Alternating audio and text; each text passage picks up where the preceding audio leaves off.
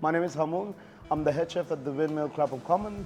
I've been working for Young's for the past 3 years, and our pub is very famous for its Sunday roasts and dried aged ginger pig premium quarter steaks.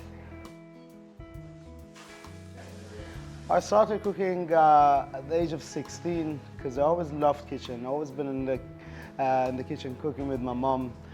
Today I made beautiful Fowey mussels in season, and then I've made it with some shellfish broth. I've used the mussel meat and some cream and milk, and I made the oil with wild garlic from our famous forager, Denny.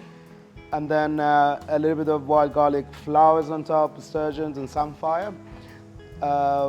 We just poured that beautiful frothy sauce on top, and then it's ready to eat.